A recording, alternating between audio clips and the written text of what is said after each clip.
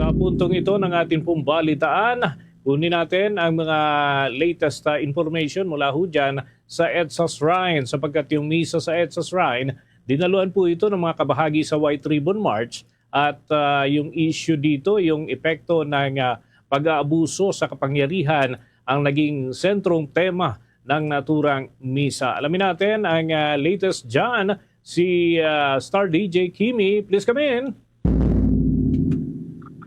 Yes, Bombo Dennis, magandang hapon. Mali niya paggamit ng kapangyarihan at epekto ng korupsyon sa bayan ang naging sentro ng banal na misa sa EDSA Shrine.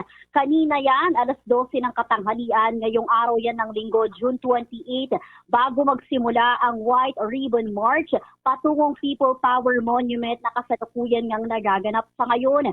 Alas 12 nga ng tanghali nang magsimula ang Holy Mass na pinangunahan ni Kidapawan na Bishop Colin Bagaforo at naging parte nga rin ng homily ni Kidapawan Bishop Colin. Ang tunay na pagmamahal sa kapwa Pilipino ay hindi magdudulot ng kapahamakan. Makikita rin na halos nakaputing damit at nakasuot ng puting laso ang mga dumalo sa misa na ito'y sumisimbolo sa integridad at pagpanig ng mga Pilipino sa tanging katotohanan lamang. At Bombo Dennis, bit-bit rin ng mga lumahok sa White Ribbon March na nagaganap ngayon ang ilang mga panawagan gamit ang kanilang mga placards.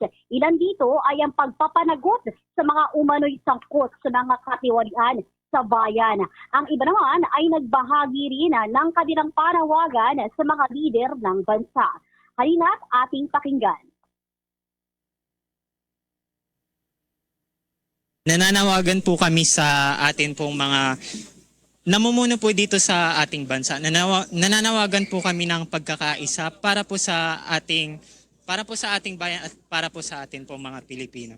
Dahil sa nangyayari po ngayon ay nakikita naman po natin na nagkakagulo na po talaga sa ating bansa at ang labis po na naapektuhan dito ay kami pong mga mamamayan, tayo po. Kaya sana po praying po kami na magkaroon po ng pagkakaayos. Maraming Magising na po ang lahat.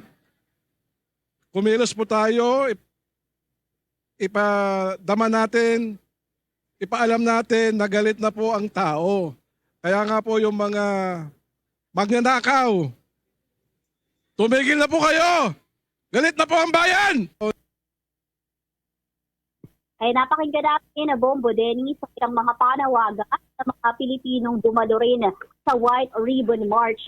At iaasahan nga na libo-libo ang dadalo sa malawakang kilos protesta dito sa People Power Monument at kabilang nga rin sa mga dumalo sa kilos protesta ang mga civil society leaders, youth representatives, professionals, mga magsasaka, educators at faith leaders.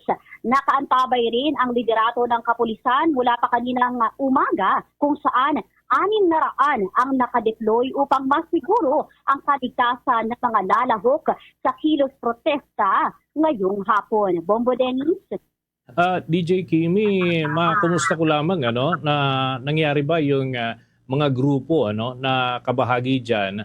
Paano yung setup nila? Lahat sila ng mga grupo ay umattend muna ng misa bago yung kanilang pagmarcha o bukod yung grupo na magmamarcha at mga representative lang ba yung pinayagan na makapasok doon sa EDSA Shrine, Bombo o DJ Kimi?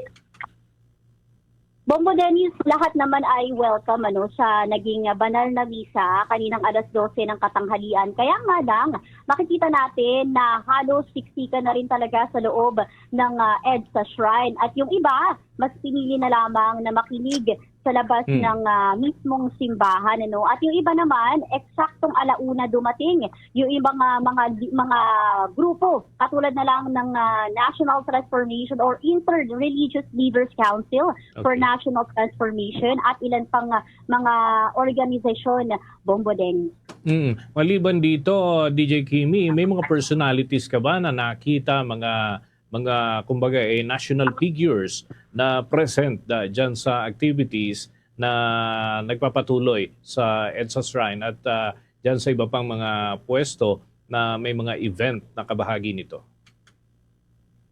Bombo Dennis, according sa ating mga sources, ilang mga civil society leaders din ang expected na magsalita at expected din na dumalo dito sa White Ribbon March. At katulad na lamang din ni Calyodi de Guzman ang inaasahan din natin at ilang mga speakers din sa UP Diliman University Student Council at ilan pang mga nasa progresibong grupo katulad na lamang din ng bagong alyansang Makabayan o Bayan na si Teddy Casino. Inaasahan din na dadalo si Chief Justice Lourdes Sereno, Attorney Aaron Pedrosa ng Sanlakas, Attorney Carla Africa ng Dapat Isa Lang o Dapat One Lang. At inaasahan din natin na makikita natin, masasaksihan natin ang presensya ni Luke Espiritu, ang bukluran ng manggagawang Pilipino o BMP Bombo Dennis. Okay, one just last point, DJ Kimi. Nung mag-start yung event, kikita natin sa video na maliwalas sa mainit siguro yung panahon. Ano? As of now, kumusta naman ang sitwasyon bago yung pag-usad ng kanilang pagmarcha, DJ Kimi? Bombo Dennis, katulad ng mainit na galit ng mga nagkikilos protesta para sa White Ribbon March ngayong hapon na ito, ganon din kainit ang panahon dito, maalinsangan, siksikan ng mga nagkikilos protesta, yung mismong daloy ng trapiko ay medyo paunti-unti na bumabagal at expected o din naman ng mga otoridad ito na magaganap itong ganitong klase na mabagal na daloy ng trapiko dahil nga rin nag-abiso sila na mula EDSA Shrine, kahabaan ng EDSA, papunta o patungong White Plains ay magiging mabagal ang daloy ng trapiko. Expected na ng mga motorista ang mabagal na daloy ng trapiko dahil nga dito sa malawakang kilos protesta nga ng White Ribbon March. Pero kanina makikita natin na maayos naman yung naging paglakad ng mga nakikilos protesta mula EDSA Shrine patungong People Tower Monument Bombo Dennis. Okay, with that, maraming salamat DJ Kimi at kukuha na lamang kami ng mga karagdagang update sa iba pang kaparte ng ating coverage team dyan sa bahagi ng EDSA. Thank you so much at mag-ingat kayo dyan. Maraming salamat, Bombo Dennis. Mula rito sa EDSA People Tower Monument, nag-uulat Star DJ Kimi ng 102.7 Star FM Manila. And this is Bombo Radio Philippines, the #1 and most trusted source of news and information. Basta Radio, Bombo!